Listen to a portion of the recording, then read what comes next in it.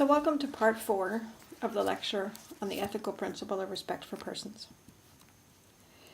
In prior lecture components, we've talked about setting the stage, reviewing the Belmont Report and its origins.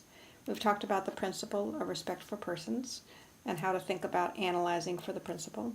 And we've used those concepts to think through research examples.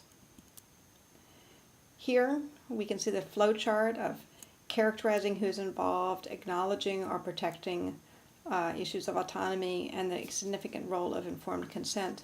And over on the left, there are the notions of characterize, acknowledge, protect, and reconcile, which we're offering as tools to guide thinking through respect for persons. So let's turn to applying these concepts to design. So the Belmont Report was written primarily to support research and human subjects. And so turning to design situations, it turns out, can be a bit murkier. Let's see why.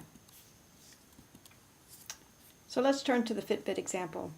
So here we have the images we've been using about Fitbit, the band that goes on your wrist, the iPhone or mobile phone app that collects information and syncs, and the web-based service. So what happens when we try to characterize, think about acknowledging autonomy, wonder about protecting diminished autonomy, and reconciling competing characterizations? So who uses Fitbit? Well, virtually anyone can purchase a Fitbit. Start tracking their activity, their sleep, putting all that information on a cloud. If you can afford it, or find one that somebody lends to you, and you can get it around your wrist, you can use it. So when we think of acknowledgement and autonomy, so mostly we have adults using Fitbit, and so there's an obligation to support informed consent. But what is the information that they need to be informed about when we start to think about it? There's a lot of information about what the Fitbit records, about where it goes, about how it's shared. So there clearly is a challenge of figuring out what is the information. And there's also a challenge associated with comprehension. When you buy a Fitbit, it comes out of a box, you put it on your wrist, you connect it up to your phone, and boom, you're running. There really is not a site where you sit down and read and think through it. So under what conditions do we pay attention? Well, not at the point of starting up necessarily, but when might we insert additional informed consent points so that people would comprehend the information? These are tricky questions and they're not clearly answered. And also, a Fitbit can be used by people with diminished autonomy.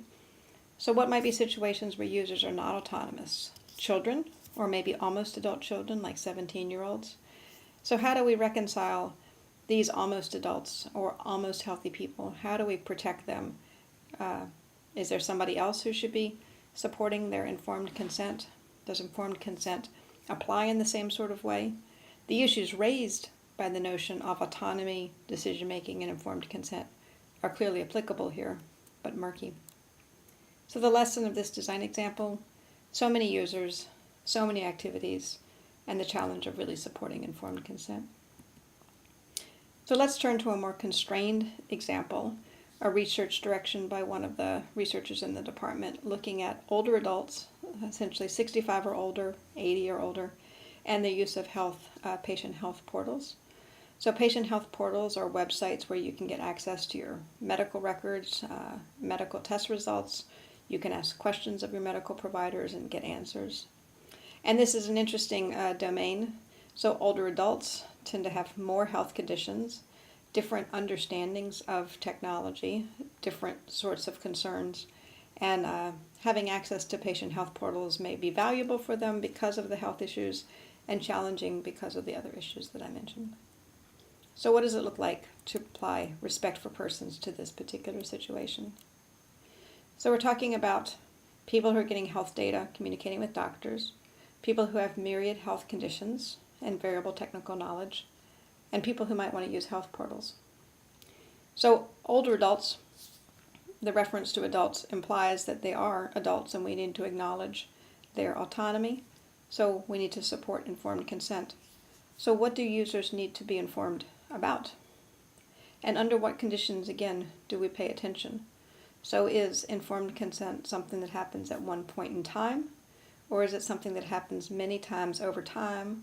Or maybe the informed consent is at a particular moment in time when something new is happening.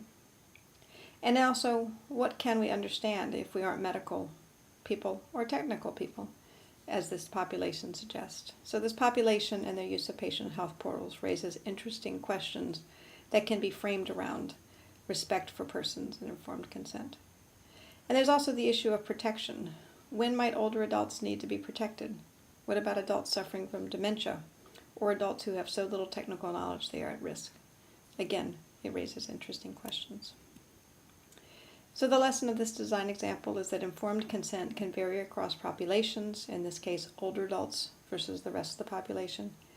And some user groups may need certain protection, but we still have to think through that. So the larger lesson here is that for design, the principle of respect for persons is messy, but it is still useful. So in the next component of this lecture, we'll turn to thinking about these issues in connection to your assignment.